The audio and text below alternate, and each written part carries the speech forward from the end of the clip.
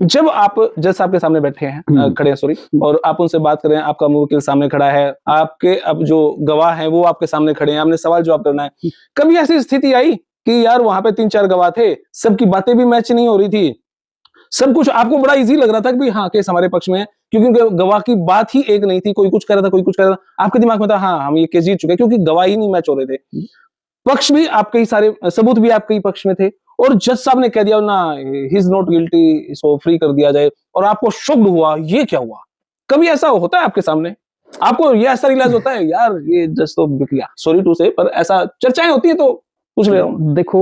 आपने ऐसा क्वेश्चन है, कंट्रोवर्शियल है, तो सबसे पहले मैं आंसर देने से पहले माफी मांगूंगा अगर किसी की भावनाओं को आ तो, या किसी को हम इंडियन जुडिशियल सिस्टम के ऊपर उंगली नहीं उठा रहे, क्योंकि हर वो शख्स जहां हर जगह से हार जाता है, वो अपनी सारी चीजें छोड़ देता है, उम्मीदें छोड़ देता है, वो लास्ट में आके क्या करता है, कोर्ट का, न्यायालय का दरवाजा खटखटाता है। क्योंकि जब कोई दो बंदों के बीच में डिस्प्यूट होता है तो एक ये कॉन्फिडेंस से कहता है I will see you in court, yes court में देखूंगा, कोर्ट में देख लूंगा, तो वो एक कोर्ट में देखना एक उसकी आस्था को रिफ्लेक्ट करता है कि भाई उसकी कोर्ट के लिए, न्यायालय के लिए न्याय की उम्मीद की एक आस्था है, उस चीज को रिफ्लेक्ट करता है। अब ये चीज है कि हम भी एक एज एन एडवोकेट होने के नाते और एक अच्छा सिटीजन होने के नाते, इंडियन सिटीजन होने के नाते, मैं भी कानून की मर्यादा को देखते हुए और कानून में बहुत आस्था रखता हूं, और हर इंडियंस को, जो भी नागरिक है, भारतीय नागरिक है, उसको भी भारतीय न्यायपालिका के ऊपर प्रॉपर आस्था रखनी चाहिए, निष्ठा रखनी चाहिए, क्योंकि तभी जाके हम अपने आप को ठीक करेंगे, तभी जाके दूसरों को ठीक कर पाएंगे। अब आपके क्वेश्चन का आंसर पे आते हैं।